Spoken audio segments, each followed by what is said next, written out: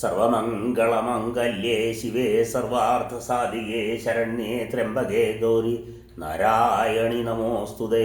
സർവബാധാപ്രശമനം ത്രൈലോക്യസ്വാഖിലീശ്വരീം ഏവമേവ ത്വയാ കാര്യമസ്മൽ വൈരിവിനാശനം. കാളി കാളി മഹാകാളി ഭദ്രകാളി നമോസ്തുതേ. കുലം ച കുലധർമ്മം ച മാം ച പാലയ പാലയ അമ്മേ നാരായണ. ദേവി നാരായണ. ലക്ഷ്മീ നാരായണ. ഭദ്രേ നാരായണ. ഹര നമ പാർവതീപതയേ. ഹര ഹര മഹാദേവ. സർവത്ര ദേവീ നാമ സങ്കീർത്തനം. ശ്രീ മഹാദേവിയേ നമഃ. ശ്രീമദ് ദേവി ഭാഗവതത്തിലെ ആദ്യത്തെ ദിവസത്തെ പ്രഭാഷണത്തിൽ നമ്മൾ അനുസ്മരിച്ചത് നൈമിഷാരണ്യത്തിൽ മഹർഷിമാരെല്ലാവരും ഒത്തുകൂടി അവിടെ വച്ച് ജനമേജയൻ അവിടെ വച്ച് ഋഷിമാർ സൂതനോട്, ശൗനകാദി ഋഷിമാർ സൂതനോട് ചോദിക്കുന്നു, പുരാണ ശ്രവണം കലിയുഗത്തിൽ ഏറ്റവും ഉത്തമമായത് ഏതാണത് പറഞ്ഞു കൊടുക്കണം എന്ന് പറഞ്ഞപ്പോൾ സൂതൻ ദേവീ ഭാഗവതമാണ് ഏറ്റവും ഉത്തമമായ പുരാണം എന്ന് പറഞ്ഞ് ദേവി ഭാഗവതം പറഞ്ഞു കൊടുക്കുന്നതാണ് അതിൻ്റെ തുടക്കമാണ്. അപ്പം ഏറ്റവും ഉത്തമമായ പുരാണം ദേവി ഭാഗവതമാണ്. അതിൽ ആ ദേവിയെക്കുറിച്ച് എന്താണ് പറഞ്ഞിരിക്കുന്നത്, ദേവി ഏറ്റവും മഹത്തരമായിട്ട് പറഞ്ഞിരിക്കുന്നു. ആ പുരാണത്തിൽ എത്ര മാത്രം ശ്ലോകങ്ങളുണ്ട്, ഇത് ഏതൊക്കെ പുരാണങ്ങളുണ്ട്, 18 പുരാണങ്ങൾ വേദവ്യാസൻ രചിച്ചു എന്ന് പറയുന്നു. അത് ഏതൊക്കെ പുരാണങ്ങളാണ്. അപ്പോൾ ആ ദേവിക്ക് സർവോത്കൃഷ്ടമായിട്ട് പറയാനുള്ള കാരണം എന്താണ് എന്ന് ചോദിക്കുമ്പോൾ മധുകൈടവന്മാരുമായിട്ടുള്ള യുദ്ധത്തിൽ ദേവി വിഷ്ണുവിനെ സഹായിച്ചതും തുടർന്ന് ബ്രഹ്മാവിൻ്റെ സ്തുതിയും പിന്നെ വിഷ്ണുവിൻ്റെ ശിരസ് അറ്റുപോകുമ്പോൾ ദേവന്മാരുടെ പ്രാർത്ഥന മൂലം ദേവി വീണ്ടും വന്ന ഹയഗ്രീവനായിട്ട് ദേവിയെ പുനർജീവിപ്പിക്കുന്നതും എല്ലാം കഥകൾ പറഞ്ഞിട്ട് പറയും. ആ മഹാമായയാണ്, ബ്രഹ്മവും മായയും തമ്മിൽ ഭേദമില്ല, ആ ദേവി തന്നെയാണ് എല്ലാത്തിലും ഉത്തമമായിട്ടുള്ള, അതുകൊണ്ട് ആ ദേവിയെ ആരാധിക്കണം എന്ന് പറഞ്ഞുകൊണ്ട് ആ ദേവിയുടെ ആരാധനാ സമ്പ്രദായം പറഞ്ഞു കൊടുക്കുകയാണ്. ഈ പുരാണം ആദ്യമായിട്ട് വ്യാസൻ തൻ്റെ പുത്രനായ ശുഗബ്രഹ്മർഷിക്കാണ് പറഞ്ഞു കൊടുത്തത്. അതുകൊണ്ട് ആ ശുഗബ്രഹ്മർഷി ആരാണ് എന്നുള്ളത്, ശുഗബ്രഹ്മർഷി എങ്ങനെയുണ്ടായി, വ്യാസന് പുത്രൻ എങ്ങനെ ഉണ്ടായി എന്നുള്ള കഥകൾ അത് പറഞ്ഞു കൊടുക്കുന്നു. അപ്പോൾ വ്യാസൻ പുത്രദുഃഖത്താലിരുന്ന് ആലോചിക്കുമ്പോൾ വ്യാസന് അനുഗ്രഹം നൽകി ശ്രീപരമേശ്വരൻ പുത്രനുണ്ടാവട്ടെ എന്ന് പറഞ്ഞ് അനുഗ്രഹിച്ചിട്ട് ഒരു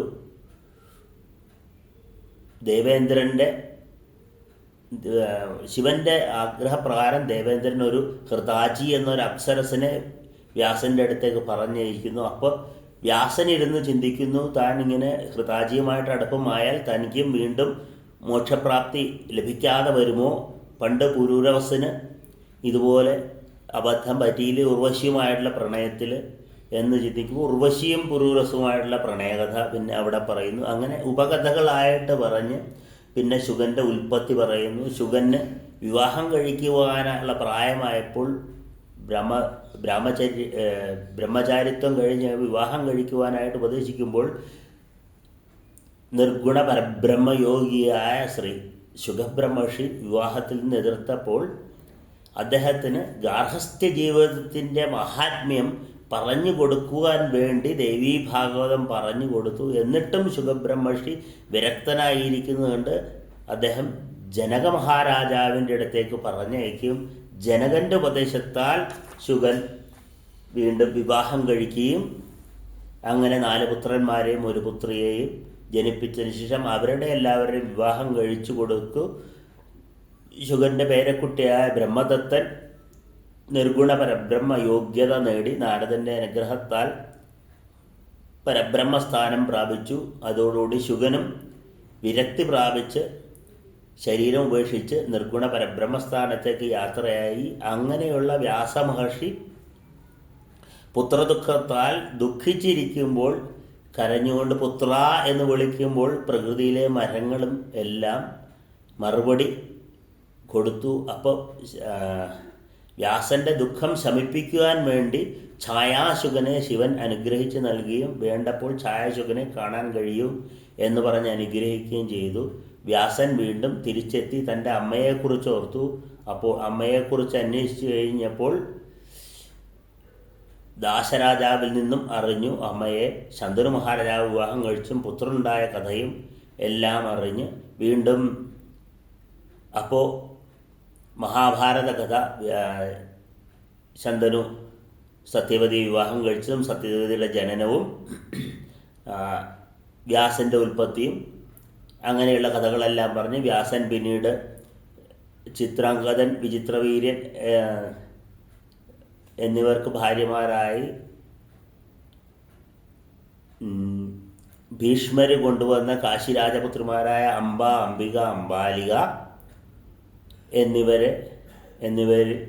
അംബികയിലും അംബാലികയിലും പുത്രോത്പത്തി നടത്തിയതും അവരുടെ മക്കളായി ധൃതരാഷ്ട്രർ, പാണ്ഡു തുടങ്ങിയവർ ജനിച്ചതുമായ മഹാഭാരത കഥ മുഴുവൻ പറഞ്ഞതിന് ശേഷം അന്ന് മഹാഭാരത യുദ്ധത്തിൽ ശ്രീമദ് ഭാഗവതത്തിൽ നമ്മൾ കേട്ടിട്ടുണ്ട്, പരീക്ഷത്തിനെ വധിക്കാൻ അഭിമന്യു ശ്രമിച്ചു കഴിഞ്ഞപ്പോൾ ഭഗവാൻ ഉത്തരാഗർഭത്തിൽ പ്രവേശിച്ച് അഭിമന്യുവിനെ പരീക്ഷത്തിനെ രക്ഷിച്ച കഥ നമ്മൾ കേട്ടു. അപ്പോൾ അങ്ങനെ ആ പരീക്ഷത്തിന് ഉണ്ടായ സന്തതിയാണ് ജനമേജയൻ. ആ ജനമേജയന് പിതാവിൻ്റെ മരണത്തിലുണ്ടായ ദുഃഖത്തിന് ആക്കം കൂട്ടുന്ന തരത്തിൽ ഉത്തങ്കമുനി വരുന്നതും ഉത്തങ്കമുനിയുടെ ഉപദേശപ്രകാരം പിതാവിനെ വധിച്ച തക്ഷകനെ സർപ്പവംശത്തെ തന്നെ നാശം നടത്തുവാൻ വേണ്ടി സർപ്പസത്രം നടത്തിയ ജനമേജയനെ അതിൽ നിന്ന് ആസ്തികൻ എന്ന യുവകുമാരൻ പിന്തിരിപ്പിക്കുന്നു. പിന്നീടും ദുഃഖം സഹിക്കവയ്യാതെ ഇരിക്കുന്ന ജനമേജയന് വൈശമ്പായനൻ മഹാഭാരതം ഉപദേശിക്കുന്നു. വ്യാസശിഷ്യനായ വൈശമ്പായനൻ മഹാഭാരതം ഉപദേശിക്കുന്നതും എന്നിട്ടും ദുഃഖം മാറാതെ വ്യാസൻ്റെ അടുത്ത് ചെന്ന് ജനമേജയൻ ചോദിക്കുന്നു, പിതാമഹ അങ്ങെനിക്ക് ഉപദേശിക്കണം, എന്താണ് ആസ്തികൻ വന്ന് എൻ്റെ സർപ്പസത്രം മുടക്കിയത്?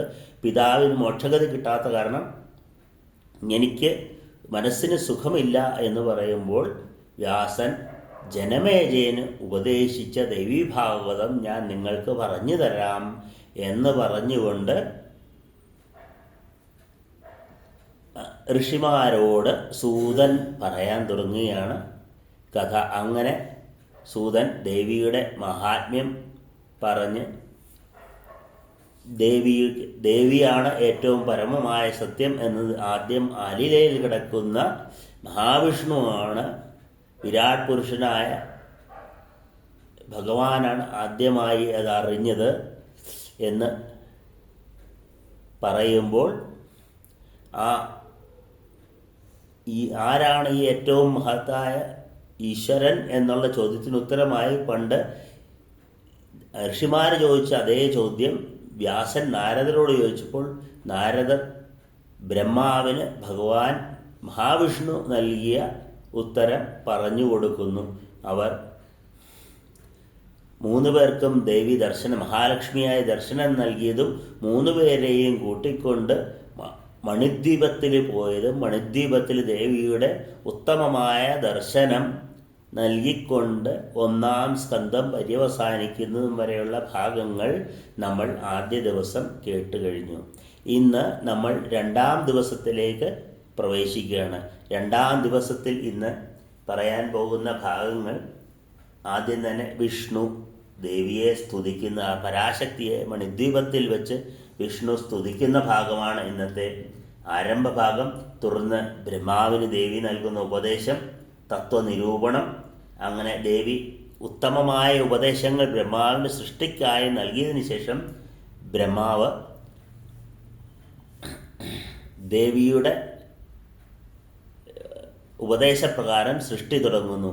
അപ്പോൾ പിന്നെ ദേവിയുടെ മഹത്വം, ദേവിയെ എങ്ങനെ ധ്യാനിക്കണം എന്ന ചോദ്യത്തിനുത്തരമായി വ്യാസൻ ജനമേജയന് പറഞ്ഞു കൊടുക്കുന്ന വാഗ്ബീജമന്ത്രം, കാമരാജബീജമന്ത്രം, മായാബീജമന്ത്രം, നവാക്ഷരീ മന്ത്രം, നവരാത്രിയുടെ പ്രാധാന്യം, ഇതൊക്കെയാണ് രണ്ടാം ദിവസത്തിൽ ഉള്ളത്. തുടർന്ന് രണ്ടാം ദിവസത്തിൽ പിന്നെ ശ്രീരാമ കഥ, ശ്രീരാമൻ നവാക്ഷരീ മന്ത്രം കൊണ്ട് ദേവിയെ പ്രീതിപ്പെടുത്തി അയോധ്യ വീണ്ടെടുക്കുന്ന, ലങ്കാ നഗരത്തിൽ രാവണനെ വധിച്ച് വിഭീഷണനെ രാജാവാക്കുന്നതും തിരിച്ച് അയോധ്യാധിപതിയാകുന്ന ഭാഗങ്ങളും വിവരിക്കുന്ന ബൃഹത്തായ ചതുർത്ഥസ്കന്ധം, ശ്രീകൃഷ്ണൻ്റെ കഥ മാത്രമാണ് അതിനുള്ളത്. ഓരോ അവതാരവും ഓരോ കാരണങ്ങൾ കൊണ്ടാണ് ഉണ്ടായിരിക്കുന്നത് എന്ന് പറഞ്ഞ് ഭഗവാന്റെ അവതാരത്തിനുള്ള എല്ലാ വ്യക്തമായ കാരണങ്ങളും പറയുന്ന 4-ാം സ്കന്ധവും, തുടർന്ന് 5-ാം സ്കന്ധത്തിൽ മഹിഷാസുരമർദ്ദനം വരെയുള്ള ദേവീ മഹാത്മ്യവുമാണ് 2-ാം ദിവസത്തെ പ്രഭാഷണ പാരായണത്തിൽ ഉദ്ദേശിക്കുന്നത്. സർവത്ര ദേവീനാമസങ്കീർത്തനം. ശ്രീ മഹാദേവിയേ നമഃ. ഹര നമ പാർവതീപതയേ. ഹര ഹര മഹാദേവ. അമ്മേ നാരായണ, ദേവി നാരായണ, ലക്ഷ്മി നാരായണ, ഭദ്രേ നാരായണ.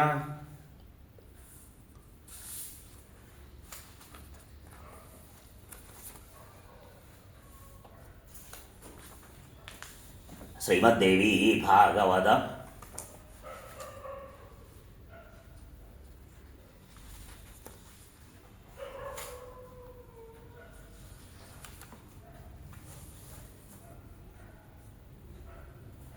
തൃതീയ സ്കന്ധ അഥ ചതുർത്ഥോധ്യായ.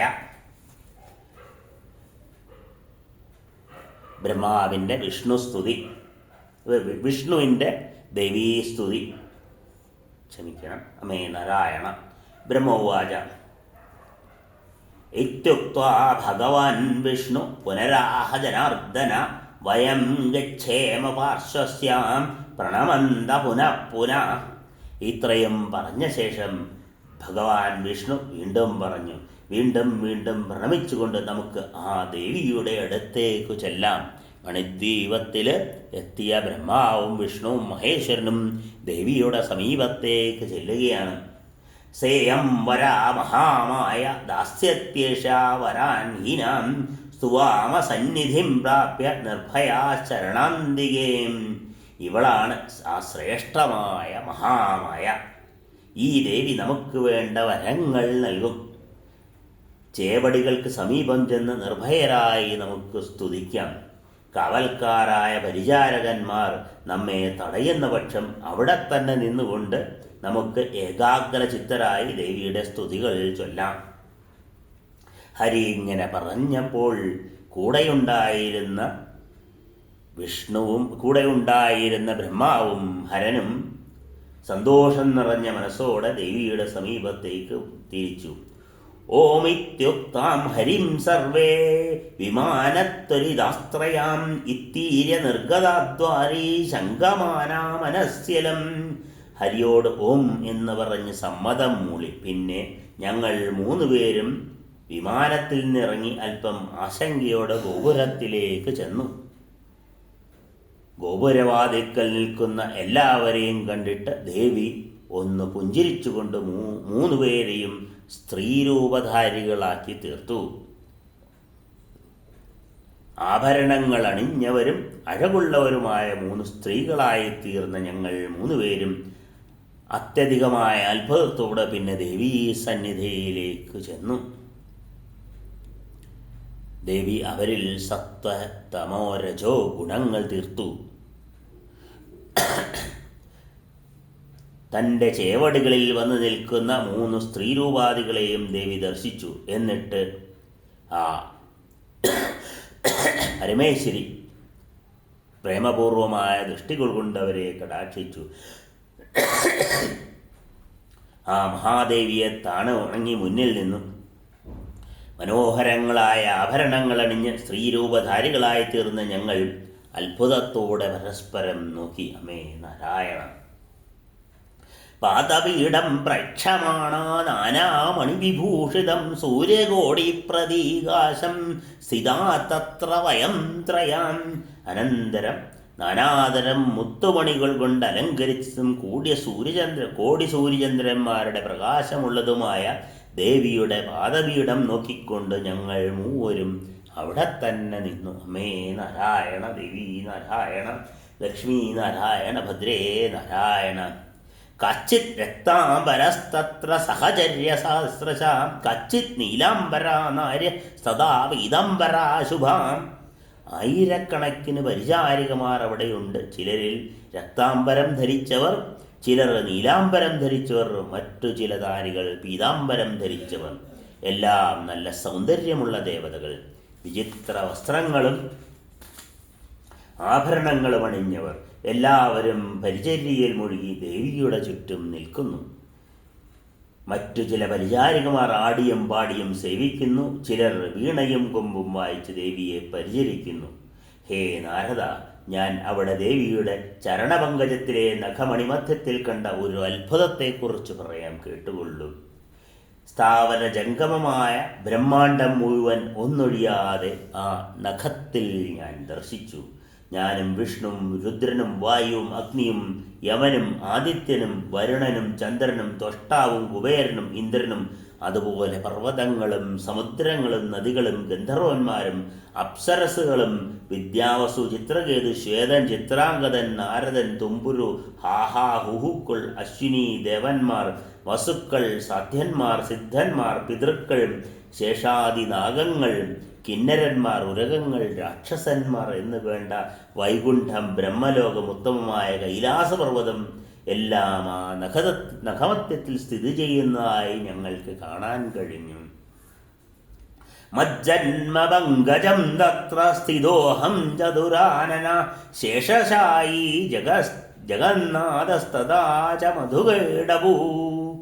ഞാൻ ജനിച്ച താമരയും അതിലിരിക്കുന്ന ചതുർമുഖനായ എന്നെയും ശേഷസായിയായ ജഗന്നാഥനെയും മധുകൈടവന്മാരെയും അതിൽ കാണാൻ കഴിഞ്ഞു. ഇങ്ങനെ സകലതും ദേവിയുടെ പാദപത്മത്തിലെ നഖത്തിൽ സ്ഥിതി ചെയ്യുന്ന കണ്ട ഞാൻ അതിശയപ്പെട്ട് വളരെയധികം സംശയിച്ചു.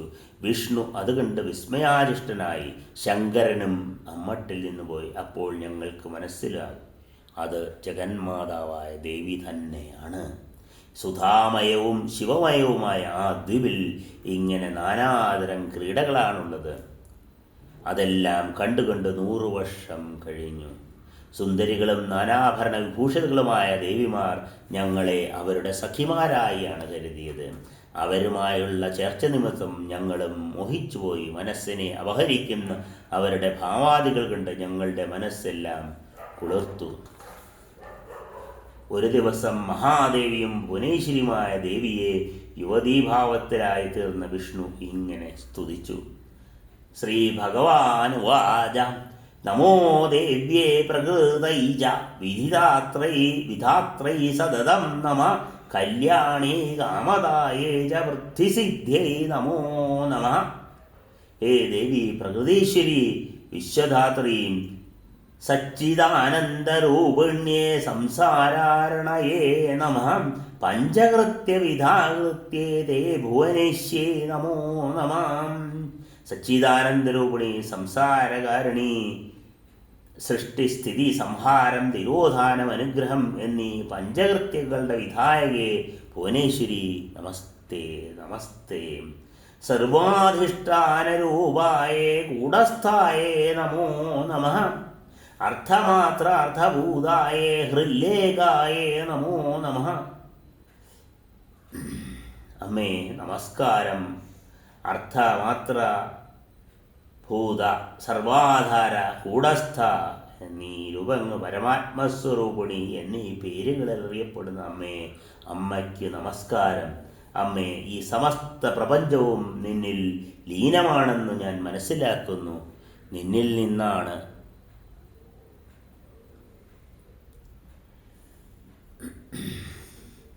ഈ ജഗത്തിൻ്റെ ഉത്ഭവം നിന്നിൽ തന്നെയാണ് ഇത് ലയിക്കുന്നു. നിന്റെ വ്യാപകമായ മായാശക്തിയാണ് ഈ ജഗത്തിലെല്ലാം നിറഞ്ഞു നിൽക്കുന്നത്. ഇപ്പോൾ എനിക്ക് മനസ്സിലായി, നീ തന്നെയാണ് അഖില ജഗന്മയി എന്ന്. അമ്മേ നാരായണ. സർവത്ര ദേവീനാമസങ്കീർത്തനം. സമസ്ത പ്രപഞ്ചവും സത്വം അസത്വം കലർന്ന വികാരസ്വരൂപമാണമ്മ. നീയല്ലാതെ വസ്തുതത്വമായി മറ്റൊന്നില്ല. നീ തന്നെയാണ് പ്രപഞ്ചമെല്ലാം വ്യാപിച്ചു നിൽക്കുന്നു. അമ്മേ, ബുദ്ധിമാന്മാർ പറയുന്നു, ശക്തിയെ കൂടാതെ പുരുഷന് ലോകവ്യവഹാരം സാധ്യമല്ല എന്ന്. അമ്മേ, മധുകയുടെ പന്മാരിൽ നിന്ന് ഞങ്ങളെ രക്ഷിച്ചു നീ ചമച്ച വിസ്തൃതമായ ലോകങ്ങളെല്ലാം കാട്ടിത്തന്നു. സുഖത്തിൻ്റെ പരമമായ കോടിയിൽ ഞങ്ങളെ കൊണ്ടെത്തിച്ചു. ഹേ ഭവാനി, മഹാപ്രഭാവത്തോടുകൂടിയ നിന്റെ ദർശനം ഞങ്ങൾക്ക് സാധ്യമായി. അമ്മേ, നിന്റെ ചരണകമലത്തിൽ പ്രണമിച്ചുകൊണ്ട് ഞാൻ യാചിക്കുകയാണ്. ഈ രൂപം എൻ്റെ ഹൃദയത്തിൽ സദാ വിളങ്ങണം. എൻ്റെ മുഖത്തിൽ നിന്ന് സദാ നിന്റെ മുഖകമലങ്ങൾ, നിന്റെ തിരുനാമങ്ങൾ ഉദരണം. നിന്റെ ദൃശ്ചേവടികൾ നിരന്തരം ദർശിക്കാൻ എൻ്റെ കണ്ണുകൾക്ക് കഴിയണം. ഞാൻ അമ്മയുടെ ദാസനാണെന്ന് അമ്മ കരുതണം. ജഗദംബെ, ഈ ബ്രഹ്മാണ്ടം മുഴുവൻ ഒന്നൊഴിയാതെ നിനക്കറിയാം. കാരണം അറിവിൻ്റെയും പരാസമാപ്തിസ്ഥാനം നീ തന്നെയാണല്ലോ അമ്മേ. അജ്ഞനായ എനിക്ക് എന്തറിയാനിരിക്കുന്നു? നിനക്ക് ഹിതമായിട്ടുള്ള എന്തോ അത് ചെയ്യുക. ഞാൻ എന്തു പറയാനാണ് അമ്മയോടും? ബ്രഹ്മാവ് സൃഷ്ടി നടത്തുന്നു, വിഷ്ണു പാലിക്കുന്നു, ശിവൻ സംഹരിക്കുന്നു എന്ന വസ്തുത എല്ലാവരും അറിയുന്നു. പക്ഷേ അതിനുള്ള ശക്തി നൽകുന്നത് അമ്മ തന്നെയാണ് എന്നുള്ളത് ആരും അറിയുന്നില്ലോ. നിഷ്കാമ ബ്രഹ്മരൂപമായ അമ്മേ, നിർഗുണ പരബ്രഹ്മമായ അമ്മേ, അമ്മ തന്നെയാണ് എല്ലാത്തിനും പിന്നിൽ ശക്തിയായി വർത്തിക്കുന്നത്. അമ്മയില്ലെങ്കിൽ ഞങ്ങൾക്കൊന്ന് അനങ്ങുവാൻ പോലും കഴിയുകയില്ലല്ലോ അമ്മേ. ഞങ്ങളെല്ലാവരും നിന്റെ തന്നെ പ്രഭാവത്തിൽ ജനിച്ചവരാണ്. നീ കാരുണ്യം കാണിക്കുന്നത് കൊണ്ടാണ് പുരുഷൻ പോലും താൻ ആത്മസ്വരൂപനാണെന്നറിയുന്നത്. ബുദ്ധിമാന്മാരുടെ വിദ്യയും ശക്തിമാന്മാരുടെ ശക്തിയും മനുഷ്യലോകത്ത് കീർത്തിയായും കാന്തിയായും ശ്രീയായും എല്ലാം നീ തന്നെയാണ് വിളങ്ങുന്നത്. വേദങ്ങളിലെ മുഖ്യ വിഷയമായ ഗായത്രി, ഋഗ്, യജു, സാമം, അഥർവം എന്നീ എല്ലാ വേദങ്ങളിലും പറഞ്ഞിരിക്കുന്ന ഗായത്രി നീ തന്നെയാണ് അമ്മേ. സമുദ്രത്തിൽ പരന്നു കിടക്കുന്ന തിരവൽ പോലെ ഈ പ്രപഞ്ചത്തിൽ ജീവസ്വരൂപമായി കാണുന്നതെല്ലാം ആദ്യന്തഹേതുവും നിഷ്കളങ്കവുമായ പരമാത്മ ചൈതന്യത്തിൻ്റെ അംശങ്ങളാണ്. ജീവൻ എപ്പോഴാണ് ഈ പ്രപഞ്ചം മായാമയമായ നിന്റെ സൃഷ്ടിയാണെന്ന് അറിയുന്നത്, അപ്പോൾ നീ പ്രപഞ്ചത്തെ മുഴുവൻ സംഹരിക്കുന്നു അമ്മേ. അതുപോലെ നീയും നിന്റെ സൃഷ്ടി സംഹാരാദി കൃത്യം നിർവഹിച്ചിട്ട് വിരമിക്കുന്ന ഒരു നടൻ വേഷം മാറുന്നത് പോലെ നടിച്ചതിന് ശേഷം ത്രാതാത്വമേവ മമ മോഹമയാദ്ഭവാപ്തേ സ്വാമംബികേ സതതമേ മഹാതിതേജ രാഗാദിവിർവിരജിതേ വിദതേ കിലാന്തേ മാമേവ പാഹി ബഹുദുഃഖകരേ ജകാലേ. മോഹമയമായ ഈ സംസാര സമുദ്രത്തിൽ നിന്ന് രക്ഷിക്കാൻ ഞാൻ സദാ നിന്നെ ശരണം പ്രാപിക്കുന്നു. അംബികേ, നീ മാത്രമാണ് എൻ്റെ രക്ഷിതാവ്. അത്യന്തം ദുഃഖമുണ്ടാക്കുന്നതും കാമക്രോധാദികൾ കൊണ്ട് രചിച്ചതും അവസാനം ഒരു പ്രയോജനമില്ലാത്തതും കാലത്താൽ ദുഃഖകരമായി തീരുന്നതുമായ സംസാരത്തിൽ നിന്ന് എന്നെ രക്ഷിച്ചാലും. നമോ ദേവ്യേ മഹാദിഗ്ധ്യേ നമാമി ചരണോദവാം സദാ ജ്ഞാനപ്രകാശം മേ ദേഹി സർവാർത്ഥതേ ശിവേ. ഹേ ദേവി മഹാവിദ്യേ, ഞാൻ നിന്റെ കാലടികൾ കുമ്പിടുന്നു, സർവപുരുഷാർത്ഥങ്ങളും നൽകുന്നു. ഹേ ശിവേ, എനിക്കെപ്പോഴും ജ്ഞാനപ്രകാശം നൽകിയായ. തൃതീയ സ്കന്ധത്തിലെ ചതുർത്ഥാധ്യായം അങ്ങനെ അവസാനിച്ചു. ഇനി പഞ്ചമാധ്യായത്തിൽ ഹരന്റെ സ്തുതിയാണ്. ബ്രഹ്മ ഉവാച ഇത്യുക്താ വിരതേ വിഷ്ണു ദേവദേവ ജനാർദ്ദനെ ഉവാച ശങ്കര സർവ പ്രണത പുരതസ്ഥിത. ഇങ്ങനെ ദേവദേവനായ വിഷ്ണു ദേവിയെ സ്തുതിച്ചു കഴിഞ്ഞപ്പോൾ മുമ്പിൽ നമിച്ചുകൊണ്ട് നിന്ന് ശങ്കരൻ സ്തുതിച്ചു തുടങ്ങി.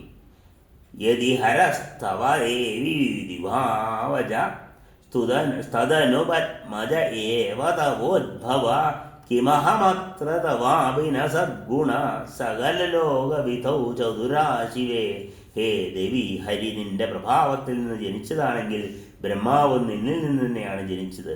സഗുണനായ ഇവനും നിന്റെ സൃഷ്ടി തന്നെയല്ലേ ശിവേ. നീ സകലവിധ സൃഷ്ടിയിലും സമർത്ഥ തന്നെ. നീ തന്നെയാണ് ഭൂമിയും ജലവും വായുവും ആകാശവും അഗ്നിയും ഗുണങ്ങളും. അമ്മേ, ആ ഇന്ദ്രിയങ്ങളും ബുദ്ധിയും മനസ്സും അഹങ്കാരവും നീ തന്നെയാണ്. ഈ സമസ്ത പ്രപഞ്ചവും ഹരൻ, ഹരി, ബ്രഹ്മാവ് എന്നിവരാൽ നിർമ്മിതമാണെന്ന് ചിലർ പറയുന്നത് അറിവില്ലാതെയാണ്. അമ്മേ, അമ്മ തന്നെ നൽകിയ ശക്തി കൊണ്ടാണ് ഞങ്ങൾ ഇവയൊക്കെ സൃഷ്ടിക്കുന്നത്. അമ്മ തന്നെയാണ് ഞങ്ങളെ കണ്ട് സൃഷ്ടിക്കുന്നത്. ഈ ചരാചരാത്മകമായ സമസ്ത പ്രപഞ്ചവും നീ തന്നെയാണ്. ഇതിൻ്റെ രൂപവും നീയാണ്. ഇതിൽ അടങ്ങിയിരിക്കുന്ന അന്തർയാമിയായ ശക്തിയും നീയാണ്. ഇത് രചിച്ചതും നീയാണ്. ഇത് സ്ഥിതി ചെയ്യുന്നതും നിന്റെ അനുഗ്രഹത്താലാണ്. ഇത് സംഹരിക്കുന്നതും നീ തന്നെയാണ്. അംബികെ, സദാ ദയാദ്ര ചിത്തയായിരുന്നില്ലെങ്കിൽ എങ്ങനെ ബ്രഹ്മാവ് രജോ ഗുണപ്രധാനവും ഹരി സത്വഗുണപ്രധാനവും ഞാൻ തമോ ഗുണപ്രധാനവുമായി സംഭവിക്കുന്നത്? ഈ എല്ലാ ഗുണങ്ങളും അമ്മേ, അമ്മയിലല്ലേ സത്വ തമോ രജോ ഗുണങ്ങൾ അടങ്ങിയിരിക്കുന്നു. സൃഷ്ടിസ്ഥിതി സംഹാരങ്ങൾക്ക് നിന്റെ ത്രിഗുണങ്ങൾ തന്നെയാണ് സദാ സമർത്ഥങ്ങൾ.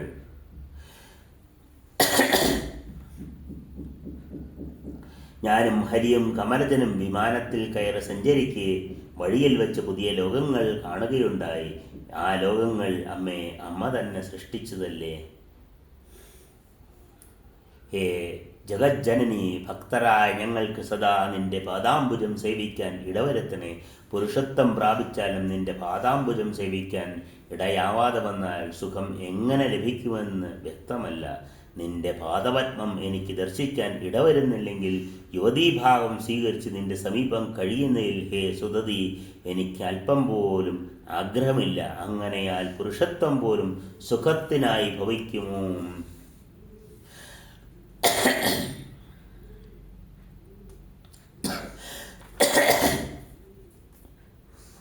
നിന്റെ പാദാംബുജം പൂജിക്കാതെ തപസ്സിൽ മുഴുകിയിരിക്കുന്ന മുനിമാർ അമ്മേ, വിധിയാൽ വഞ്ചിക്കപ്പെട്ടവരാണ്.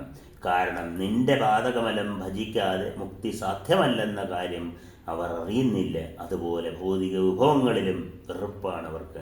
അതില്ലാതാവാനും നിന്റെ പാദസേവയാണ് ഏകമാർഗം.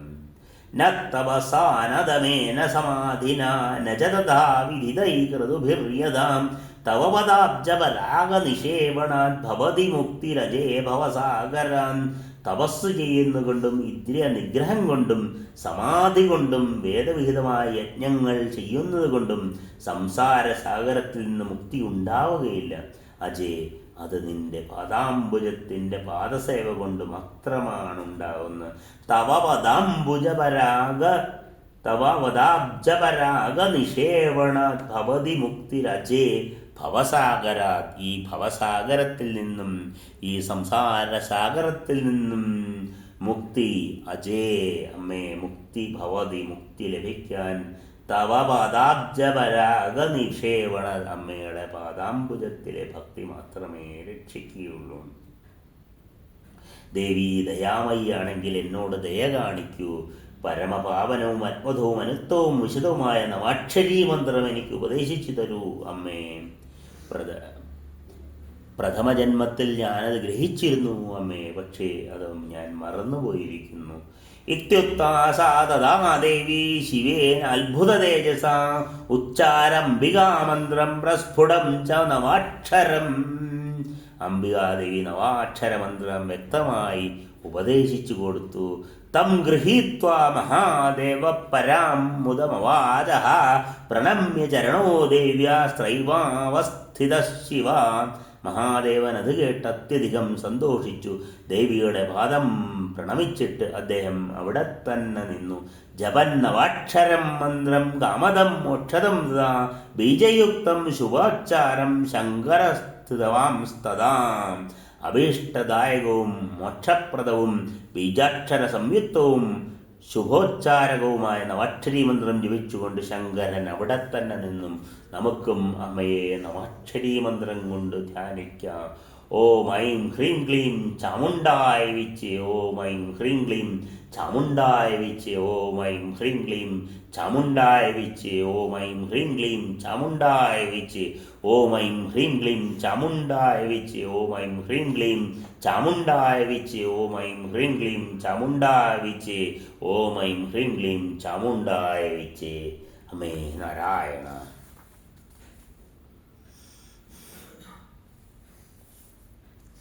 അമ്മേ നാരായണ. അങ്ങനെ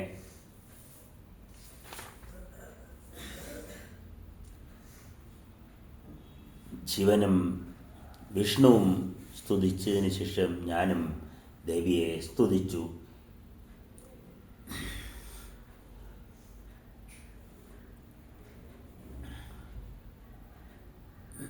അമ്മേ ശ്രീ മഹാദേവിയെ കാത്തുരക്ഷിക്കണമേ. അമ്മേ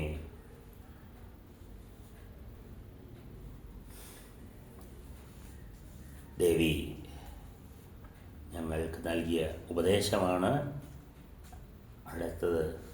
ഇതിപൃഷ്ടാ മയാ ദേവി വിനയാവനതേന ച വാചവചനം ശ്ലക്ഷ്മമാദ്യാ ഭവതി സദാ.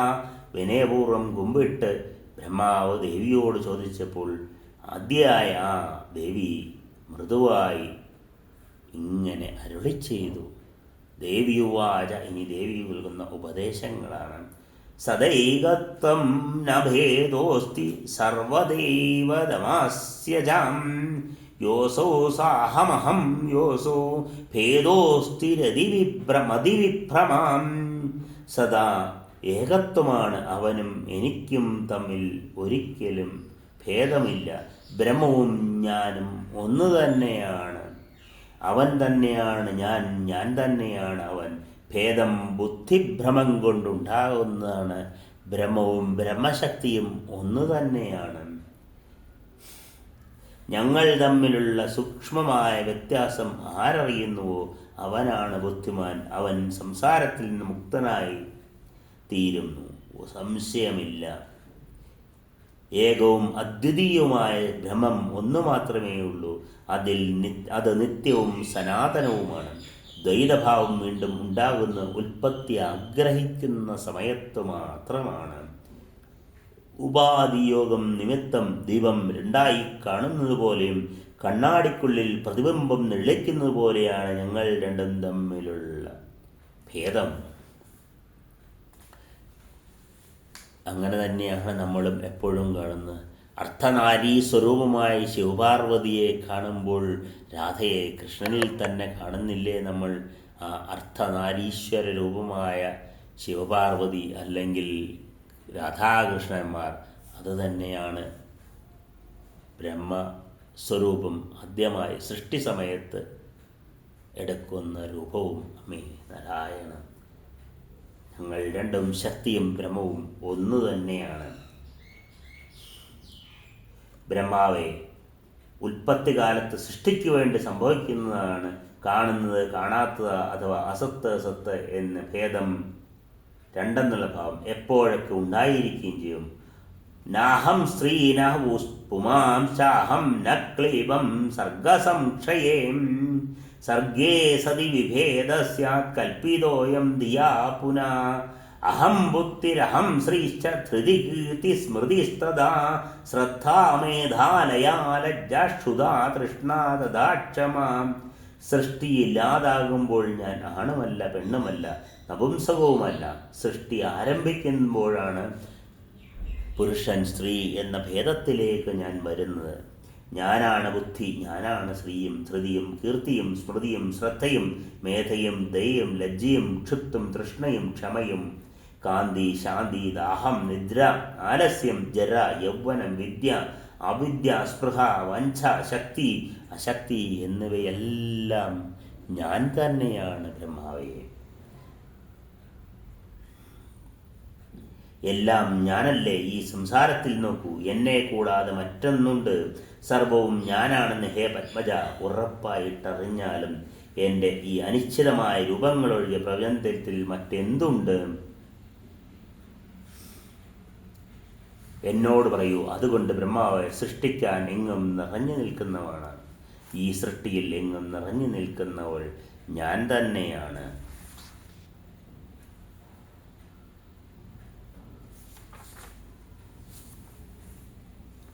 ഗൗരി, ഭ്രമി, തഥാ രൗദ്രി, വാരാഹി, വൈഷ്ണവി, ശിവ, വാരുണി, ചാധ, കൗബേരി, നാരസിംഹി ച വാസവി.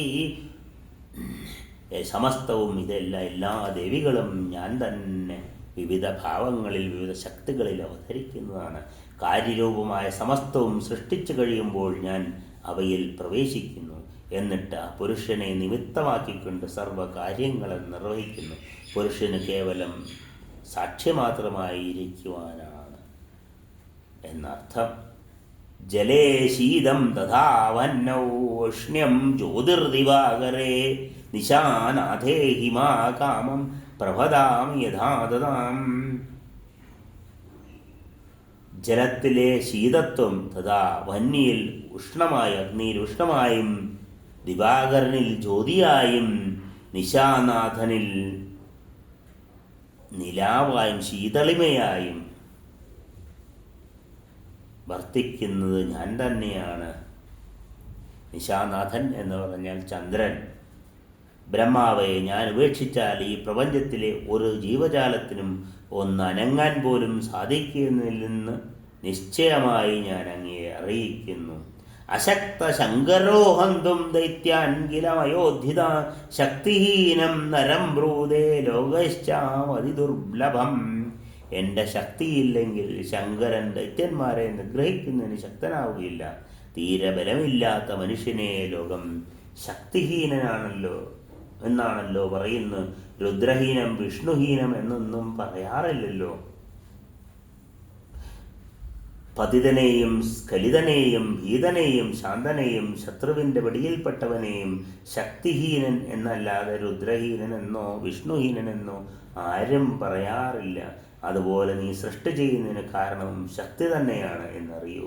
ശക്തിയോട് ചേരുമ്പോൾ മാത്രമാണ് സകല ജഗത്തിൻ്റെയും സൃഷ്ടികർത്താവായി അങ്ങ് തീരുന്നത്. അതുപോലെ ഹരിയും ശംഭുവും ഇന്ദ്രനും അഗ്നിയും ശശിയും സൂര്യനും യമനും തുഷ്ടാവും എല്ലാ ദേവന്മാരും ശക്തി ചേരുമ്പോഴേ അവർ കർമ്മനിരതരാകുന്നുള്ളൂ. ശക്തി ചേർന്നെങ്കിൽ സ്ഥിരമായ ധരണി ധരിക്കാൻ ശക്തിയുള്ളവളായിത്തീരൂ. മറിച്ചായാൽ പരമാണുവിനെ ധരിക്കാൻ പോലും അശക്തിയുമായി തീരും. അതുപോലെ ശേഷനും കുർമ്മവും മറ്റെല്ലാ ദിഗ്ഗജങ്ങളും എൻ്റെ ശക്തി ചേർന്നെങ്കിലേ തങ്ങളുടെ കർമ്മം നിർവഹിക്കുവാൻ ശക്തരാകുന്നുള്ളൂ. ഞാൻ ജലമെല്ലാം കുടിക്കും, ആദിത്യനെ സംഹരിക്കും, വായുവിനെ സ്തംഭിപ്പിക്കും, ആഗ്രഹിക്കുന്നതൊക്കെ ഞാൻ ചെയ്യും. ഹേ കമലോത്ഭവ, ഭൂമി, ജലം തുടങ്ങിയ തത്വങ്ങളിൽ ഒന്നിലും അസത് എന്ന സന്ദേഹഭാവം ഒരിക്കലും വെച്ചു പുലർത്തരുത്. വികാരം പ്രാപിക്കുമെന്നല്ലാതെ ഇവയ്ക്കൊന്നും നാശമില്ല. കുടമുണ്ടാകാൻ കുഴച്ചു വെച്ചിരിക്കുന്ന മണ്ണിൽ കുടത്തിൻ്റെ പ്രാഗ്ഭാവമുണ്ട്. കുടം പൊട്ടിപ്പോയാൽ അതിൻ്റെ കഷണങ്ങളിൽ കുടത്തിൻ്റെ പ്രഥമ സ്വഭാവവുമുണ്ട്. താർക്കികന്മാർ പറയും. അതുപോലെ തന്നെ കാര്യരൂപമായി പരിണമിക്കുന്നതിന് മുമ്പും കാര്യനാശത്തിന് ശേഷം ഭൂമി തുടങ്ങിയ തത്വങ്ങളുടെ അസദ്ഭാവത്തെക്കുറിച്ചും പറയേണ്ടത്. ചിലപ്പോൾ കുടത്തിന് പ്രാഗ്ഭാവം, ചിലപ്പോൾ പ്രധ്വംസാഭാവം, അല്ലാതെ അത്യന്താഭാവം അതിനില്ല. അതുപോലെ തന്നെ ജഗത്തിനും സൃഷ്ടിക്ക് മുമ്പുള്ള ഭാവം, സൃഷ്ടിക്ക് ശേഷമുള്ള ഭാഗം, സ്ഥിതി ചെയ്യുമ്പോഴുള്ള ഭാഗം എന്നല്ലാതെ അതിന് തന്നെയായൊരു ഭാവമില്ല. ആ ഭാവം എൻ്റെ ഭാവം തന്നെയാണ് എന്ന് ദേവി പറയുന്നു.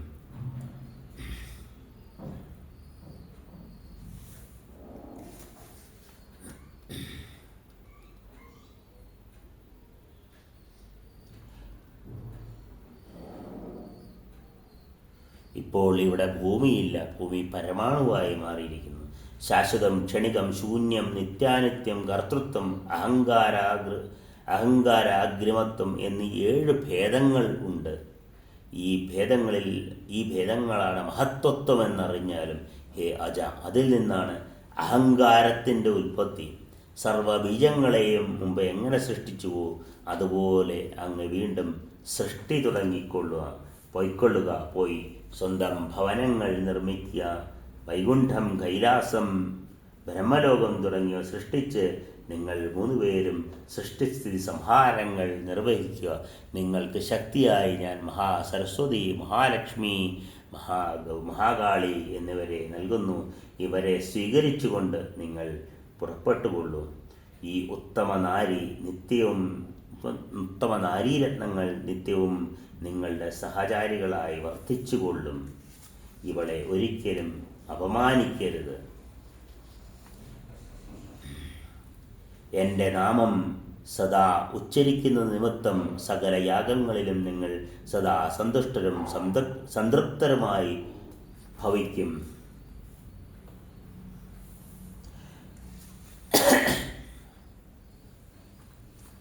എപ്പോഴൊക്കെ ദേവന്മാർക്ക് ദൈത്യരിൽ ഭയം സംഭവിക്കുമോ അപ്പോഴൊക്കെ നല്ല ഉടൽ പൂണ്ട് എൻ്റെ ശക്തികൾ ജനിച്ച് ആ ഭയം ഇല്ലാതാക്കി തീർക്കും.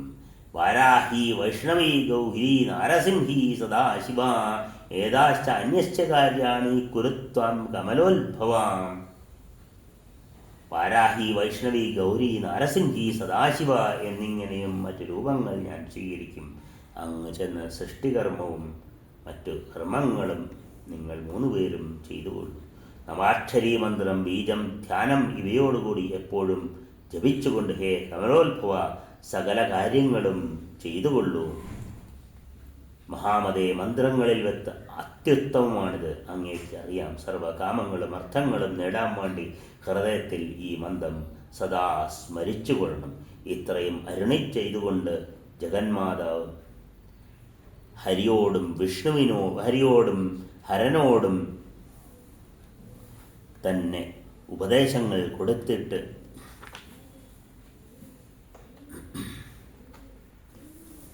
വാഗ്ബീജം, കാമരാജം, മായാബീജം എന്നീ മന്ത്രങ്ങളുടെ പ്രാധാന്യവും ഞങ്ങൾക്ക് പറഞ്ഞു തന്ന് ആ മന്ത്രങ്ങളും ജപിച്ചുകൊണ്ട് തിരിച്ചു പൊയ്ക്കൊള്ളുവാൻ പറഞ്ഞു. ഗൃഹാണ ഹരഗൗരീം ത്വം മഹാകാളിം മനോഹരം കൈലാസം ഹാരയിത്വാച വിഹരസ്വ യഥാസുഖം. ശങ്കരനോട് ഉപദേശം കൊടുത്തിട്ട് മഹാകാളിയെ സ്വീകരിച്ചുകൊണ്ട് കൈലാസത്തിലേക്ക് ഗമിച്ചുകൊള്ളുവാൻ ദേവി ഉപദേശിച്ചു.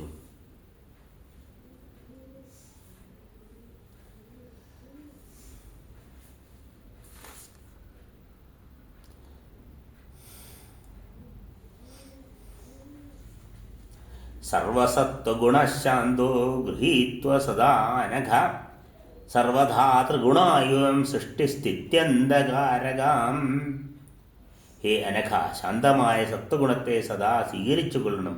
ത്രിഗുണങ്ങളിൽ ഓരോന്നും മുഖ്യമാക്കിക്കൊണ്ട് നിങ്ങൾ സൃഷ്ടിസ്ഥിതി സംഹാര കർമ്മങ്ങൾ ചെയ്യുക. ഈ പ്രപഞ്ചത്തിൽ ത്രിഗുണങ്ങൾ കൂടാതെ ഒരു വസ്തുവും എങ്ങുമില്ല. പ്രപഞ്ചത്തിൽ വസ്തുസ്വരൂപമായ ദൃശ്യമായിട്ട് എന്തുണ്ടോ അത് മുഴുവൻ ത്രിഗുണാത്മകമാണ്. ലോകത്തിൽ ദൃശ്യമായിട്ടുള്ള ഒന്നും തന്നെ നിർഗുണമല്ല. അങ്ങനെയൊന്നും ഉണ്ടായിട്ടില്ല, ഇനി ഉണ്ടാവുകയുമില്ല. പരമാത്മാവ് മാത്രമാണ് നിർഗുണൻ. അവനൊരിക്കലും ദൃശ്യനല്ല. ഹേ ശങ്കര, സൃഷ്ടി ആരംഭിക്കുമ്പോൾ ഞാൻ ഉത്തമമായ സദൃശ്യാണ്. സൃഷ്ടിലീല ഒരുങ്ങിക്കഴിയുമ്പോൾ നിർഗുണയും. ശംഭു, ഞാൻ എപ്പോഴും കാരണമാണ്, ഒരിക്കലും കാര്യമല്ല. സമയമനുസരിച്ച് ഞാൻ സഗുണ നിർഗുണഭാവം കൈക്കൊള്ളുമെങ്കിലും ഒരിക്കലും കാര്യരൂപം പ്രാപിക്കാറില്ല. കാരണരൂപത്തിൽ സ്ഥിതി ചെയ്യുമ്പോൾ ഞാൻ സഗുണയാണ്. പരമപുരുഷനിൽ സ്ഥിതി ചെയ്യുമ്പോൾ നിർഗുണയും. മഹത്തത്വവും അഹങ്കാരവും ശബ്ദാദി ഗുണങ്ങളും കാര്യകാരണരൂപത്തിൽ നിരന്തരം രാപ്പകൽ പ്രവഹിച്ചു കൊണ്ടിരിക്കുന്നു. സത്തിൽ നിന്ന് അഹങ്കാരമുണ്ടായത്, അതിനാൽ ശിവയായ ഞാൻ അതിൻ്റെ കാരണമാണെന്ന് പറയുന്നു. അപ്പോൾ അഹങ്കാരം എൻ്റെ കാര്യമായി ഭവിക്കുന്നു, മഹത്വത്വം കാര്യമായി ഭവിക്കുന്നു. അഹങ്കാരം കാരണവും തന്മാത്രകളാകട്ടെ സദാ അഹങ്കാരത്തിൽ നിന്ന് ഉത്ഭവിക്കുമാണ്. ആ തന്മാത്രകളാണ് പഞ്ചഭൂതങ്ങളുടെയും സമുദ്ഭവത്തിന് കാരണം. ആകാശം, വായു, അഗ്നി, ജലം, പൃഥ്വി എന്നീ പഞ്ച തന്മാത്രകളുടെ ഭാവമാണ് പഞ്ചഭൂതങ്ങൾ. പരമാത്മാവായ ആദിപുരുഷൻ കാര്യമോ കാരണമോ അല്ല. ശംഭു, ഏതു സൃഷ്ടിയുടെയും പാരമ്പര്യത്തിൽ ഇതാണ് ഉൽപ്പത്തിക്രമം. ഉൽപ്പത്തിക്രമത്തെക്കുറിച്ച് ഞാൻ പറഞ്ഞു കഴിഞ്ഞു. പരമാത്മാവ് ആദ്യം എന്നോടൊത്ത് രൂപം സ്വീകരിക്കുന്നു, എന്നിൽ നിന്ന് മഹത്തത്വം ഉണ്ടാകുന്നു, മഹത്വത്തിൽ നിന്ന് അഹങ്കാരം, അഹങ്കാരത്തിൽ നിന്ന് ഗുണങ്ങളുണ്ടാകുന്നു. ഈ ഗുണങ്ങളിൽ നിന്ന് പഞ്ചഭൂതങ്ങളും പഞ്ചഭൂതാത്മകമായ പഞ്ചതന്മാത്രകളും പഞ്ചതന്മാത്രകൾ കാരണഭൂതമായ പഞ്ചഭൂതങ്ങളും സൃഷ്ടിക്കപ്പെടുന്നു. ഞങ്ങളെ ഇരുവരെയും, പരമപുരുഷനെയും എന്നെയും സ്മരിക്കുന്നത് പോലും കാര്യസിദ്ധി ഉണ്ടാകും, സംശയമില്ല. ഇങ്ങനെ അരുളി ചെയ്ത വിഷ്ണുവിന് മഹാലക്ഷ്മി, ശിവന് മഹാകാളി, എനിക്ക് മഹാസരസ്വതി എന്നീ സുസംസ്കൃതങ്ങളായ ശക്തിസ്വരൂപണികളെ നൽകി അവിടെ നിന്ന് ഞങ്ങളെ യാത്രയാക്കി. ആ സ്ഥലം വിട്ട് മറ്റൊരിടത്ത് എത്തിയ ക്ഷണം പുരുഷന്മാരായി മാറി. ഞങ്ങൾ മൂവരും ദേവിയുടെ സ്വരൂപത്തെയും അത്ഭുത പ്രഭാവത്തെയും ഓർത്തുകൊണ്ട് ഞങ്ങൾ മൂവരും ചെന്ന് ആ വിമാനത്തിൽ കയറിയിരുന്നു. അപ്പോൾ ആ ദ്വീപുമില്ല, ദേവിയുമില്ല, അതുപോലെ സുധാ സിന്ധുവുമില്ല. എല്ലാം അപ്രത്യക്ഷമായിരുന്നു. ആ വിമാനം മാത്രം അവിടെയുണ്ട്, മറ്റൊന്നും ഞങ്ങൾ കണ്ടില്ല. ആ വിസ്തൃതമായ വിമാനത്തിൽ കയറി ഞങ്ങൾ താമരയ്ക്ക് സമീപം മഹാപ്രളയസമുദ്രത്തിൽ എവിടെ വച്ചാണോ മുരാരി ആ മഹാപരാക്രമിയായ മധുകൈടവന്മാരെ നിഗ്രഹിച്ചത് അവിടെ എത്തിച്ചേർന്നു. അമ്മേ നാരായണ. ബ്രഹ്മാവ് പറഞ്ഞു, ഹേ മഹാഭാഗ, ഇത്രയും മഹാത്മ്യമുള്ള ആ ദേവിയെയും മറ്റ് ദേവിമാരെയും ഞാനും വിഷ്ണുവും ശിവനും ദർശിച്ചു. വ്യാസൻ പറഞ്ഞു, മുനിസത്തമനായ നാരദൻ പിതാവിൻ്റെ വാക്യം കേട്ട് പരമപ്രീതനായി. പ്രജാപതിയായ ബ്രഹ്മാവിനോട് അദ്ദേഹം ഇങ്ങനെ ചോദിച്ചു, പുമാനാദ്യോ വിനാശീയോ നിർഗുണോച്യുതിരവ്യയാ ദൃഷ്ടൈശൈവാനുഭൂതശ്ച തദ്വദസ്സ പിതാമഹ. വിനാശമില്ലാത്തവനും നിർഗുണനും അക്ഷരനും അവ്യക്തനും ആദ്യനുമായ പുരുഷന്റെ അങ്ങ് കണ്ട രൂപം എന്താണെന്ന് വർണ്ണിച്ചാലും, ഹേ പത്മജനായ പിതാവേ, ശക്തിയുടെ ധൃണാത്മകമായ സഗുണമായ രൂപം ഞാൻ കണ്ടിട്ടുണ്ട്. നിർഗുണ സ്വരൂപം എന്താണ്, അവളുടെ രൂപവും പരമപുരുഷൻ്റെ രൂപവും എന്താണെന്ന് പറഞ്ഞാലും, ഇതിനുവേണ്ടി ശ്വേതദ്വീപിൽ വെച്ച് ഞാൻ ഉഗ്രമായ തപസ് ചെയ്തു. അവിടെ ഞാൻ കോപരഹിതവും സിദ്ധന്മാരും മഹാത്മാക്കളുമായ ഒട്ടേറെ താപസന്മാരെ കാണുകയും ചെയ്തു. എന്നാൽ ആ പരമാത്മാവ് ദൃഷ്ടിക്ക് ഗോചരമായി തീർന്നില്ല. മഹാപ്രജാപതി അവിടെ വച്ച് വീണ്ടും ഘോരമായ തപസ് ചെയ്തു. പിതാവേ, മനോഹരമായ സഗുണശക്തിയെ അങ്ങ് കണ്ടിട്ടുണ്ടല്ലോ. നിർഗുണയും നിർഗുണനുമായും എപ്രകാരമുള്ളവനാണ് എന്നോട് പറയൂ. ഇങ്ങനെ ആ നാരദൻ ചോദിച്ചാൽ പ്രജാപതിയായ ബ്രഹ്മാവ് പുഞ്ചിരിച്ചുകൊണ്ട് യാഥാർത്ഥ്യം എന്താണെന്ന് പറഞ്ഞു. നാരദവനെ, നിർഗുണന്റെ രൂപം ദൃഷ്ടിഗോചരമാവുകയില്ല. ദൃശ്യമായതെന്തും നശ്വരമാണ്. രൂപമില്ലാത്തതിനെ എങ്ങനെയാണ് കാണുക? നിർഗുണശക്തിയെ അറിയാൻ വിഷമമാണ്. അതുപോലെ തന്നെയാണ് നിർഗുണനായ പരമപുരുഷനെയും മുനിമാർക്ക് ജ്ഞാനം കൊണ്ട് ഇവരെയും അറിയാം. അങ്ങനെ പിന്നെ ഭാവന ചെയ്യുമെന്ന് മാത്രം. ആദ്യന്തമില്ലാത്തവരാണ് പ്രകൃതി പുരുഷന്മാരാണെന്ന് അറിയണം. അവിശ്വാസം കൊണ്ടാണ് അവരെ പ്രാപിക്കാൻ കഴിയുന്നത്, ഒരിക്കലും അവിശ്വാസം കൊണ്ട് സാധ്യമല്ല. സർവ ചൈതന്യം സർവഭൂതേഷു യത്തദ്വിദ്ധി പരാത്മകം തേജസ് സർവത്രകം നിത്യം നാനാഭാവേഷു നാരദാം. ഹേ നാരദ, സർവഭൂതരാശികളും നാനാഭാവങ്ങളിൽ സർവത്ര വ്യാപിച്ചിരിക്കുന്ന നിത്യ ചൈതന്യ പ്രകാശമുണ്ടല്ലോ, അത് പരമപുരുഷന്റെയാണെന്ന് അറിഞ്ഞുകൊള്ളും. ഹേ മഹാഭാഗ, എവിടെയും തിങ്ങി നിൽക്കുന്നവരാണ്, വ്യാപിച്ചിരിക്കുന്നവരാണ് പുരുഷനും പ്രകൃതിയുമെന്നറിഞ്ഞാലും സംസാരത്തിൽ അവരെ കൂടാതെ ഒരു വസ്തുവുമില്ല. പ്രാണിശരീരങ്ങളിൽ എന്നും ഇരുവരും നാശമില്ലാത്ത വിധം കൂടിക്കലർന്നിരിക്കുന്നവരാണ് അറിയണം. ഏകരൂപത്തിലെ ആയവരും ചിദാനന്ദാത്മകളും നിർഗുണരും നിർബലരുമാണ് ഇരുവരും. യാതൊന്നാണ് ശക്തിയെന്ന് പറയുന്നത് അതുതന്നെയാണ് പരമാത്മാവ്. പരമാത്മാവ് ആരാണോ അവൻ തന്നെയാണ് പരയായ ശക്തിയും എന്നും പറയാം. ഹേ നാരദ, അവർ തമ്മിലുള്ള സൂക്ഷ്മമായ ഭേദം ആരും അറിയുന്നില്ല. സർവശാസ്ത്രങ്ങളും വേദങ്ങളും വേദാന്തങ്ങളും എല്ലാം പഠിപ്പിക്കുന്നു. ഇവർ തമ്മിൽ ഭേദം വൈരാഗ്യമില്ലാതെ അറിയാൻ കഴിയുകയില്ല എന്നാണ്. മകനെ, സഗുണൻ നിർഗുണനെ കണ്ണുകൾ കൊണ്ട് കാണുന്നതെങ്ങനെ? നിർഗുണന് രൂപമില്ലാത്തതുകൊണ്ട് കാണാനാവില്ല എന്നർത്ഥം. ഗുണങ്ങൾ പൂർണ്ണമായി നശിക്കാത്തിടത്തോളം കാലം ആ പരമപുരുഷനെ ദർശിക്കാൻ കഴിയുകയില്ല. എപ്പോഴാണ് അഹങ്കാരം തീരെ നശിക്കുന്നത്, അപ്പോൾ അവനെ മനസ്സാ ദർശിക്കുവാൻ കഴിയും. ഹേ ദേവദേശ, അങ്ങ് സത്വം രമസ് തമസ് എന്നീ 3 ഗുണങ്ങളുടെ സ്വരൂപവും 3 വിധത്തിലുള്ള അഹങ്കാരത്തിൻ്റെ സ്വരൂപവും എന്നോട് വിസ്തരിച്ച് പറഞ്ഞാലും ഓരോ ഗുണത്തിൻ്റെ രൂപമെന്തായിരുന്നു എന്നെല്ലാം ലക്ഷണമെന്താണ് എന്നൊക്കെ അങ്ങ് പറഞ്ഞു തരണം. ബ്രഹ്മവാച, ഹേ നിഷ്പാപനായ നാരദ, 3 അഹങ്കാരങ്ങൾക്ക് 3 ശക്തികളുണ്ട്. ഞാൻ അത് പറഞ്ഞു തരാം. ജ്ഞാനശക്തി, ക്രിയാശക്തി, അർത്ഥശക്തി അഥവാ ദ്രവ്യശക്തി എന്നീ പേരുകളാൽ അവ പ്രസിദ്ധമാണ്. സാത്വികത്യ ജ്ഞാനശക്തി രാജസസ്യ കൃതാത്മിക, ദ്രവ്യശക്തി താമസസ്യ കൃതശ്ച കഥിതാസ്തവ. ജ്ഞാനശക്തിക്ക് സാത്വികാഹങ്കാരമെന്നും ക്രിയാശക്തിക്ക് രാജസാഹങ്കാരമെന്നും ദ്രവ്യശക്തിക്ക് താമസാഹങ്കാരമെന്നും ബന്ധങ്ങൾ പറയുന്നു. ഇവ 3 അങ്ങയോ ഈ 3 കാര്യങ്ങളാണ് എനിക്ക് പറയാനുള്ളത്. ഇനി ഞാൻ അവയുടെ കാര്യരൂപത്തെപ്പറ്റി പറയാം. ശ്രദ്ധിച്ച് കേൾച്ചുകൊള്ളുക. താമസിയായ ദ്രവ്യശക്തിയിൽ നിന്നും ഉണ്ടാവുകയാണ് ശബ്ദം, സ്പർശം,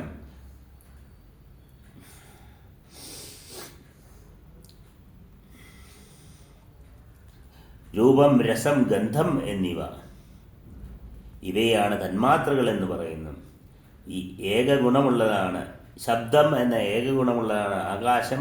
അതുപോലെ തന്നെ വായുവിൻ്റേത് ശബ്ദസ്പർശങ്ങൾ, അഗ്നിയുടേത് ശബ്ദസ്പർശ രൂപം, ജലത്തിൻ്റെ ശബ്ദസ്പർശ രൂപരസം, പൃഥ്വിയുടേത് ശബ്ദസ്പർശ രൂപരസഗന്ധം.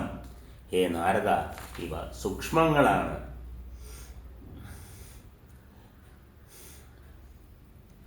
ദ്രവ്യശക്തികളോട് ബന്ധപ്പെട്ട് നിൽക്കുന്ന ഈ തന്മാത്രകളും പഞ്ചഭൂതങ്ങളും ഒന്നിച്ചു ചേർന്നത് എപ്പോഴാണ്? അപ്പോൾ അതിനെ താമസഹങ്കാരത്തെ തുടർന്നുണ്ടായ സൃഷ്ടി എന്ന് പറയുന്നു.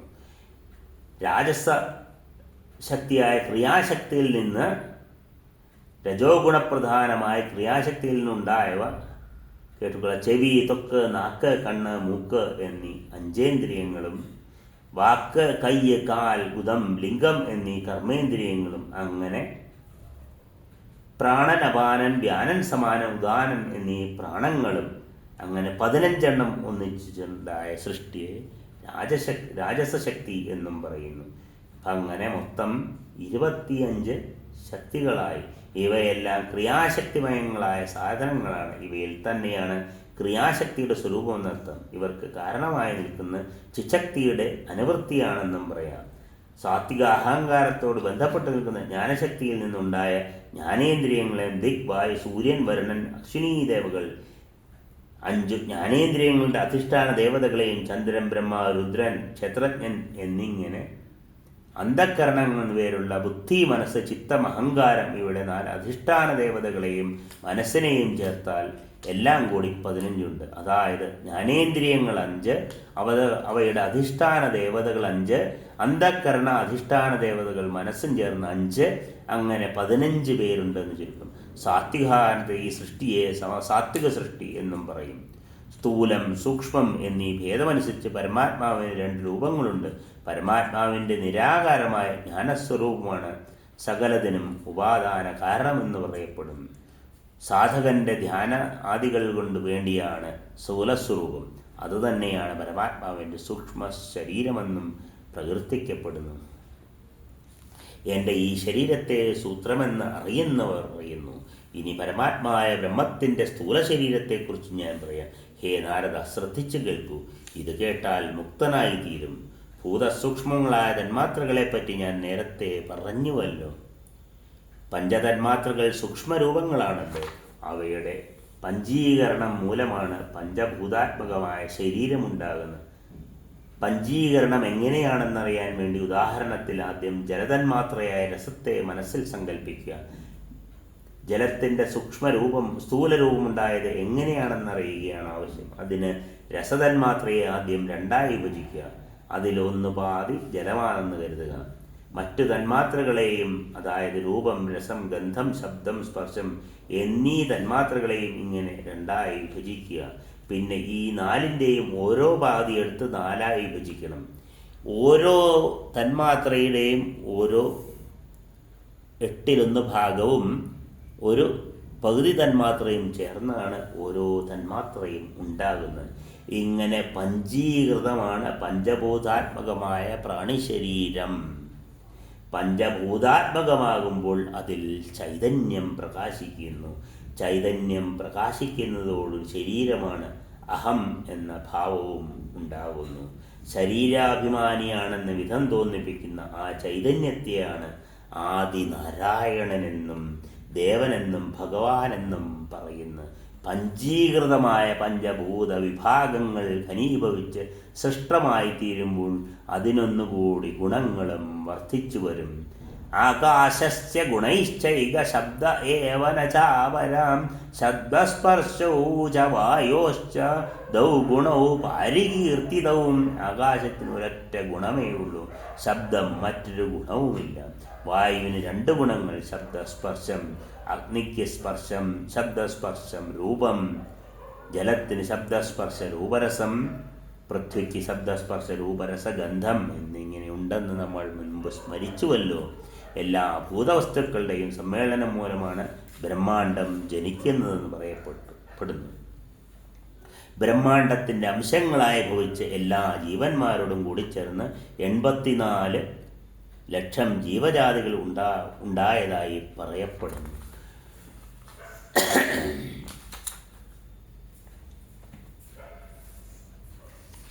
ഇങ്ങനെ ഗുണസ്വരൂപവും കർമ്മവും ബ്രഹ്മാവ് നാരദന് വിവരിച്ച് പറഞ്ഞുകൊടുത്തു. പിതാവായ ഗുണങ്ങളുടെ ലക്ഷണം അങ്ങ് നന്നായി പറഞ്ഞു തന്നു എന്ന് നാരദൻ പറഞ്ഞു. അങ്ങയുടെ മുഖത്ത് നിർഗമിച്ച വചനാമൃതം പാനം ചെയ്തിട്ടും എനിക്ക് തൃപ്തി വന്നില്ല. ഗുണങ്ങളുടെ ശരിയായ പരിജ്ഞാനം എനിക്കുണ്ടാവും വിധം അവ വർണ്ണിച്ച് തന്നാലും എന്ന് ഉള്ള നാരദൻ്റെ ആവശ്യപ്രകാരം ബ്രഹ്മാവ് വീണ്ടും ഉപദേശം തുടർന്നു എന്ന് വ്യാസൻ പറഞ്ഞു. ശൃണു നാരദവക്ഷ്യാമി ഗുണാനാം പരിവർണ്ണനം സമ്യക് നാഹം വിജാനാമി യഥാമതി വദാമി തേ. നന്നായി അറിഞ്ഞുകൂടെങ്കിലും അറിയാവുന്ന വിധത്തിൽ ഞാൻ വർണ്ണിക്കാം എന്ന് ബ്രഹ്മാവ് പറഞ്ഞു. കേവലം സത്വം മാത്രമായി ഒരിടത്തും കാണപ്പെടുന്നില്ല. ഗുണങ്ങൾക്ക് മിശ്രഭാവമാണുള്ളത്. സർവാഭരണഭൂഷിതയും സുന്ദരിയുമായ ഒരു ധരണി ഭാവാദികൾ കൊണ്ട് തൻ്റെ ഭർത്താവിന് സന്തോഷം ജനിപ്പിക്കുന്നു. മാതാപിതാക്കൾക്കും ബന്ധുജനങ്ങൾക്കും അവൾ തന്നെയാണ് പരിചരണാദികൾ കൊണ്ട് പ്രീതി നൽകുന്നത്. എന്നാൽ അവൾ തന്നെ സപത്നിമാർക്ക് ദുഃഖവും മോഹവും നൽകുന്നു. ഇങ്ങനെ ആ സ്ത്രീയുടെ സ്ഥാനത്ത് സത്വഗുണത്തെ സങ്കല്പിക്കുക. അപ്പോൾ സത്വഗുണം ആ സ്ത്രീയെപ്പോലെ രജോ ഗുണത്തിനും തമോ ഗുണത്തിനും വ്യത്യസ്തമായ വൃത്തികൾ ഉണ്ടാകുന്നു. അതുപോലെ സ്ത്രീയുടെ സ്ഥാനത്ത് നിൽക്കുന്ന രജസും തമസും അന്യോന്യം ബന്ധപ്പെടുന്നത് മൂലം വ്യത്യസ്തമായ ഭാവങ്ങൾ ജനിപ്പിക്കുന്നു.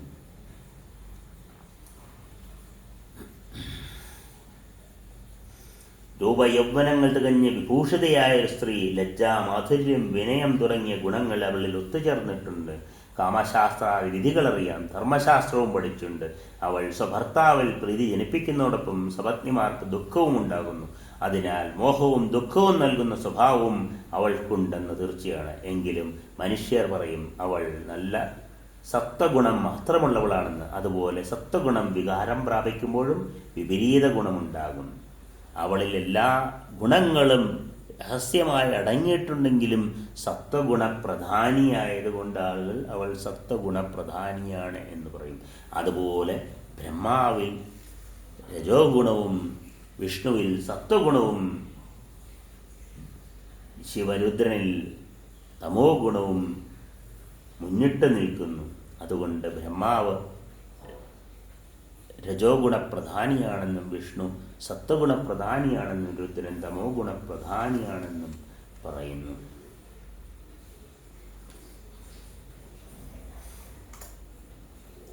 ഇങ്ങനെ ഗുണങ്ങളുടെ ലക്ഷണവും കാര്യവും എല്ലാം പ്രത്യേകം വിസ്തരിച്ച് അന്ന് നാരദൻ എന്നോട് പറയുകയുണ്ടായി. ബ്രഹ്മാവ് പറഞ്ഞതെല്ലാം നാരദൻ എന്നോട് പറഞ്ഞു. എങ്ങും നിറഞ്ഞു നിൽക്കുന്ന ആ പരാശക്തിയെ അവശ്യം ആരാധിക്കേണ്ടതാണ്. എല്ലായ്പ്പോഴും തന്നെ ആ ശക്തിസ്വരൂപിണി കാര്യഭേദമനുസരിച്ചാണ് സഗുണയായും നിർഗുണയായും വിരാജിക്കുന്നത്. നിരീഹനും അവ്യയനും പൂർണ്ണനും പരമപുരുഷനുമാണ് പരമാത്മാവ്. എങ്കിലും അദ്ദേഹം സ്വതന്ത്രനായ കർത്താവല്ല. സദാസദാത്മകമായ വിശ്വത്തെ സൃഷ്ടിക്കുന്ന ഈ മഹാമായയാണ്. ബ്രഹ്മാവും വിഷ്ണുവും രുദ്രനും സൂര്യനും ചന്ദ്രനും ഇന്ദ്രനും എല്ലാ ദേവതകളും ആരും ഇതിന് ശക്തരല്ല. ആ ശക്തിയില്ലെങ്കിൽ ഒന്ന് ചലിക്കുന്നതിന് പോലും അവരൊന്നും ശക്തരമല്ല. ഹേ രാജാവേ, ആ പരമേശ്വരി തന്നെയാണ് ജഗത്തിൻ്റെ കാരണം. ആ പരാശക്തിയെ സമാരാധിക്കുക, യജ്ഞം ചെയ്യുക. ആ പരമേശ്വരിയെ അത്യന്തം ഭക്തിയോടെ വിധിയനുസരിച്ച് പൂജിക്കണം. അവൾ തന്നെയാണ് മഹാലക്ഷ്മിയും മഹാകാളിയും മഹാസരസ്വതിയും. ഈശ്വരീ സർവഭൂതാനം സർവകാരണകാരണം സർവാർത്ഥകാമദാശാന്ത സുഖസേവ്യ ദയാന്വിത നാമോച്ചാരണമന്ത്രേണ വഞ്ചിതാർത്ഥ ഫലപ്രദ ദേവ്യൈരാരാധിത പൂർവം ബ്രഹ്മവിഷ്ണു മഹേശ്വരി മോക്ഷകാമൈശ്ച വിവിധൈസ്താപസൈർ വിജിതാത്മഭി അസ്പഷ്ടമഭി യന്നാമ പ്രസംഗേനാമഭിഭാഷിതം ഭദ്രാദിവാഞ്ചിതാർത്ഥാൻ ദുർലഭാനഭിസർവധാ ഐ ഐ ഭയാത്യേന ദൃഷ്ട്വാ വ്യാഘ്രാദികം വന്ദേ.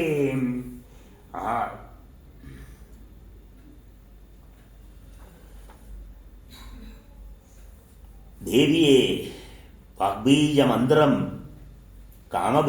കാമരാജബീജമന്ത്രം അഥവാ മായാബീജമന്ത്രം എന്നിവ കൊണ്ട് സ്മരിച്ചാൽ ദേവി പ്രസാദിക്കും. അല്ലെങ്കിൽ ദേവിയെ നവാക്ഷരീ മന്ത്രം കൊണ്ട് സ്തുതിക്കും.